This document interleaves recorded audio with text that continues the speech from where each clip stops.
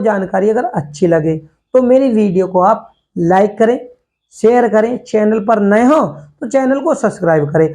अब जो हम जानेंगे भैया, हमने पिछली वीडियो के माध्यम से ऋग्वेद काल के बारे में विस्तार से जान लिया। आज जो हम जानेंगे वो जानेंगे सामवेद, और उसके बाद यजुर्वेद और अथर्ववेद। उसके बाद में इन सभी के बारे में विस्तार से चर्चा करेंगे। लेकिन पहले मेरा जो समझाने का तात्पर्य था वो यही था कि वेदों का सरल रूप, किस प्रकार से वेदों के रूप बदलते गए, ठीक है, उन्होंने नए नए रूप ले लिए और सरल भाषा में उनको किस प्रकार से वो बने। लेकिन समय भी उसी प्रकार से वेदों के रूप बदले तो उसके साथ साथ में समय भी चलता चला गया, ठीक है ना, तो समय भी आगे बढ़ता चला गया।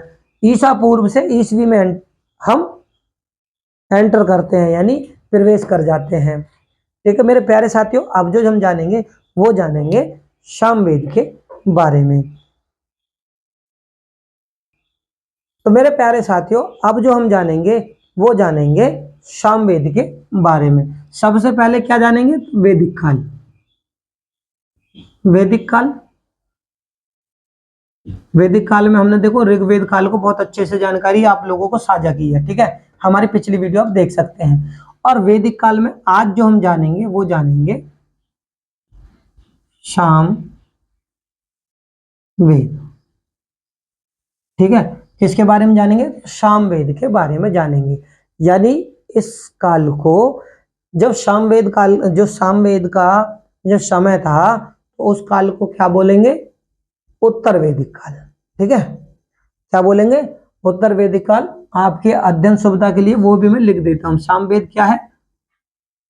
उत्तर वैदिक काल, ठीक है। तो ये जो समय चला ये उत्तर वैदिक काल का समय था सामवेद के बारे में। अगर अब हम इसकी बात करें तो देखो उत्तर वैदिक काल का जो समय है उसके, अगर इसका हम इतिहास जाने तो देखो ऋग्वेद के बाद, ठीक है ना, ऋग्वेद के बाद, ठीक है ना, ये जो समय है ये ऋग्वेद के बाद के ग्रंथों पर आधारित है। कौन सा है? उत्तर वैदिक काल, ठीक है ना। तो ऋग्वेद काल के जो ग्रंथ थे, यानी ऋग्वेद काल के बाद में जिन ग्रंथों की रचना हुई, यानी जिन ग्रंथों का उस समय काल था, यानी समय था, यानी जिस समय ऋग्वेद काल के बाद में जो ग्रंथ चले उन ग्रंथों पर आधारित था उत्तर वैदिक काल, ठीक है। क्या था? उत्तर वैदिक काल। अब जिन, यानी आप ये समझ सकते हैं कि जिस काल में सामवेद, यजुर्वेद और अथर्ववेद, और उसके बाद में क्या मैंने आपको अभी अपनी वीडियो में बताया, इनके बाद में ब्राह्मण ग्रंथ, आरण्यक, उपनिषदों, और इनकी जो रचनाएं हुई, ठीक है, तो इनकी जो रचनाएं हुई थी वो किस समय में हुई थी? तो वो हुई थी उत्तर वैदिक काल में। और उस काल को क्या कहा गया? उत्तर वैदिक काल, ठीक है। तो इसके बारे में हमने आपको जानकारी आप लोगों से साझा कर ली कि भाई ऋग्वेद काल के बाद में कौन कौन से वेद बने और वेदों के बाद में कौन कौन से, देखो वेदों को सरल रूप में हमने अभी आपको बताया था कि वेदों को फिर सरल किया गया, उसकी जटिलता को थोड़ा सा कम किया गया। जब कम किया गया तो वेदों का एक सरल रूप ब्राह्मण ग्रंथ बनते हैं, और ब्राह्मण ग्रंथों के बाद में बनते हैं फिर उनके आरण्यक, और आरण्यकों का भी एक सरल रूप बनता है, वो बनता है उपनिषद। उन इन सभी की जो रचनाएं हुई थी वो कब हुई थी? तो वो हुई थी उत्तर वैदिक काल में, ठीक है। ठीक है, अब इनके अध्ययन की बात करें कि भाई वाकई में क्या ये उत्तर वैदिक काल ही था? उत्तर वैदिक काल की जानकारी कैसे जुटाएं हम? तो उत्तर वैदिक काल की जो हमें जानकारी मिलती है वो मिलती है उस समय के मृत भांडों से, क्योंकि उत्खनन के दौरान यहां पर, यानी इस क्षेत्र में जो चित्रित धूसर मृद भांड मिले, यानी मिट्टी के बर्तन मिले, ठीक है ना, और लोहे के साक्ष्य क्या क्या मिले थे? एक उत्तर वैदिक काल की सबसे जो बड़ी जानकारी है वो ये कि यहाँ पर उत्तर वैदिक काल के जो आर्य लोग थे वो क्या करते थे, वो करते थे चित्रित चित्रित धूसर, ठीक है ना, मृत भांड और प्लस लोहे के साक्ष्य।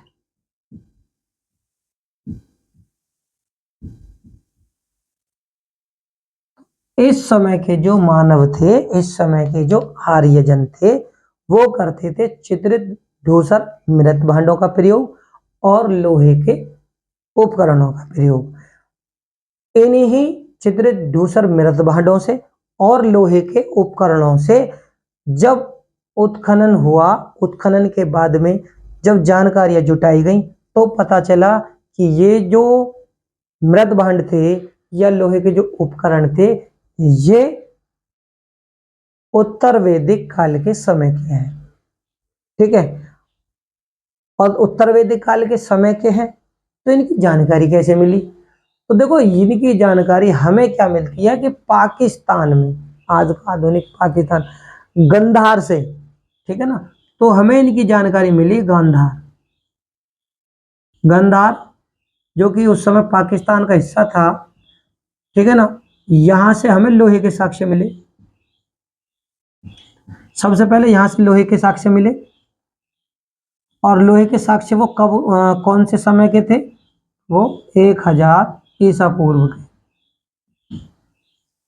अब जब उनसे ये क्या समय निकल गया समय निकल गया तब इससे मालूम चला कि भाई ये जो उपकरण है ये उत्तर वैदिक काल के हैं। क्यों? क्योंकि उत्खनन से, कहां से उत्खनन, कहां पे हो गया? गांधार। गांधार कहां पर? पाकिस्तान में। यहां से क्या मिला? लोहे के साक्ष्य। लोहे के साक्ष्य से पता चला कि ये लगभग, ये जो सबूत हैं, ये जो सबूत हैं वो 1000 ईसा पूर्व के थे, ठीक है, इनके आधार पर। और इसके बाद में 800 ईसा 800 ईसा ईसवी के आसपास, अब ईसा पूर्व की बात नहीं हो रही, कहीं कहीं पर ईसा पूर्व भी देखने को मिलेगा और कहीं कहीं पर 800 ईसवी, ठीक है। तो मैं ना दोनों चीज ही आप लोगों से साझा करता हूं, ठीक है। तो कहीं कहीं पर देखने को मिल जाता है क्या? 800, और कहीं कहीं पर मिल जाएगा 800 ईसा पूर्व, ठीक है। यानी 800 ईसवी में गंगा, ठीक है ना,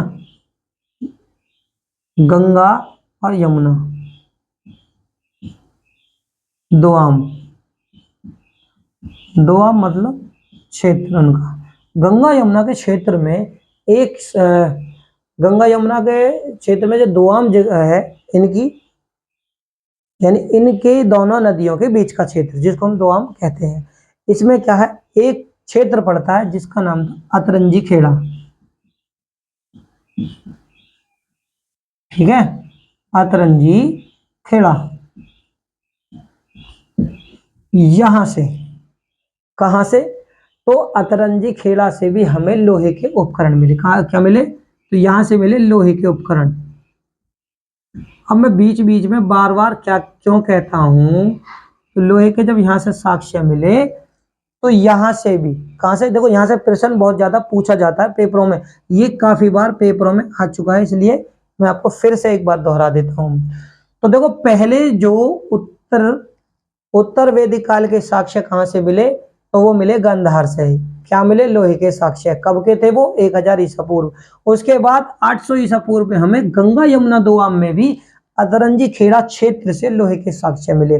और इनसे हमें, जब इनका समय, इनकी खोज की गई पुरातत्व विशेषज्ञों के द्वारा, तो पता चला कि ये जो लोहे के उपकरण हैं ये उत्तर वैदिक काल के समय में प्रयोग में लाए जाते थे। और उस समय के जो मानव थे यानी जो आर्यजन थे वो भी चित्रित धूसर मृत भांडों का प्रयोग करते थे। ये दोनों साक्ष्य हमें कहां से? उस समय में यानी उत्तर वैदिक काल की जानकारियां दे देते हैं।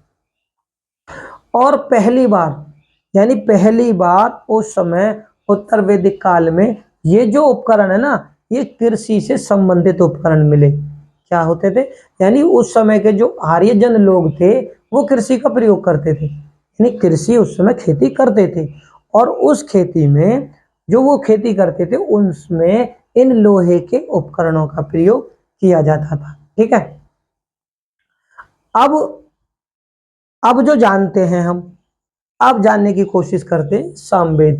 भाई ये तो हमने जानकारी जुटाई है उत्तर वैदिक काल की, किसकी जुटाई, तो उत्तर वैदिक काल की जानकारी जुटाई। कैसे मालूम चला कि वाकई में ये उत्तर वैदिक काल था या नहीं था तो इसका सबूत क्या है, तो इसके जो सबूत हैं वो यही है। एक तो उस समय जो लोग चित्रित धूसर मृत भांडों का प्रयोग करते थे आर्य लोग, और दूसरा था लोहे के साक्ष्यों का प्रयोग। अब ये भी वाकई में ये भांड मिले या ना मिले, लोहे के साक्ष्य मिले या नहीं मिले, तो क्या है, ये वो सबूत है कि हाँ जी गंधार से उस समय के साक्ष्य मिले। कौन से मिले, लोहे के। और कौन सा सन था, तो 1000 ईसा पूर्व। 800 ईस्वी में गंगा यमुना दो आम से मिले। क्या मिले, अतरंजी खेड़ा से लोहे के साक्ष्य कब के थे, तो उत्तर वैदिक काल के। तो ये जो था मेरा समझाने का तात्पर्य वो था उत्तर वैदिक काल, कि भाई उस समय जब उत्तर वैदिक काल था तब इन चीजों का प्रयोग सबूतों के आधार पर मिले हैं कि वो समय ये लोग उस इनका प्रयोग करते थे। अब बात करते हैं सामवेद की, क्योंकि ऋग्वेद के बारे में पिछली वीडियो के माध्यम से हमने जान लिया। सामवेद की यानी ऋग्वेद क्या है, संहिता, संहिता है। ऋग्वेद क्या था, संहिता था, जिसमें क्या थी, ऋचाएं, ऋचाएं थी। तो इन्हीं ऋचाओं को क्या किया गया, धुन में बांधा गया। इनमें बांधा गया, धुन, धुन मतलब आज के समय में जिसको आप बोलते हो म्यूजिक।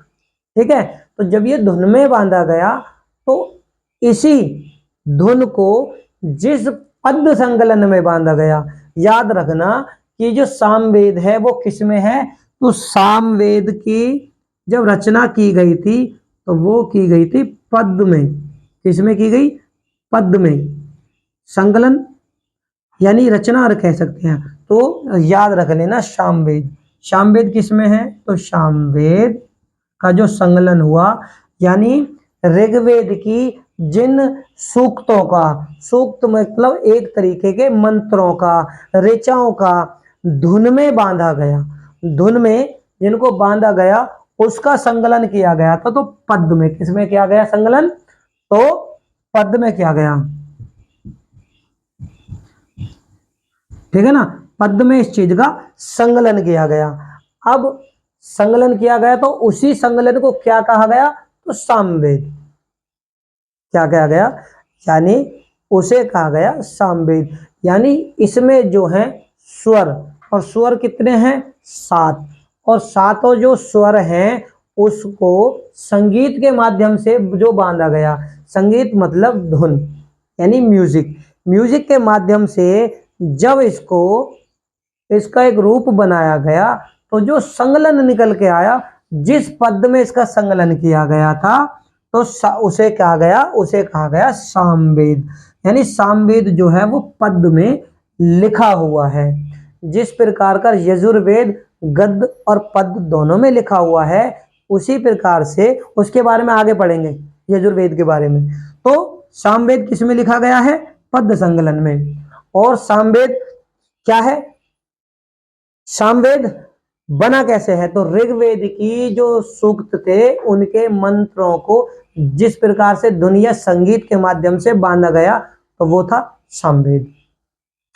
अब सामवेद हो गया, सब सामवेद का। इसके बाद में देखो यजुर्वेद और अथर्ववेद तैयार हुए, इसके बाद में हुए थे यजुर्वेद और अथर्ववेद, उनके बारे में हम बाद में पढ़ेंगे। अब इनका समय मैंने अभी अभी आपको बताया, 1000 से 600 ईसा पूर्व का जो समय था वो था उत्तर वैदिक काल का, और उत्तर वैदिक काल में सामवेद, अथर्ववेद, और सामवेद, यजुर्वेद और अथर्ववेद का संकलन यानी रचना काल माना जाता है। अब उसी समय कई राज्यों का उदय भी हुआ था। कब हुआ था, ये मैं आपको फिर से बता देता हूं कि देखो उत्तर वैदिक काल का जो समय था वो था 1000 ईसा पूर्व से 600 ईसा पूर्व। ठीक है, क्या था, 600 ईसा पूर्व। और इसके बाद में भाई जब सामवेद का पद में संकलन हो गया, सामवेद बनकर तैयार हो गया, तो तभी उसी दौरान समय क्या था जब इनका हुआ था, तो 600 ईसा पूर्व में 16 महाजनपद भी अस्तित्व में आ चुके थे। क्या थे?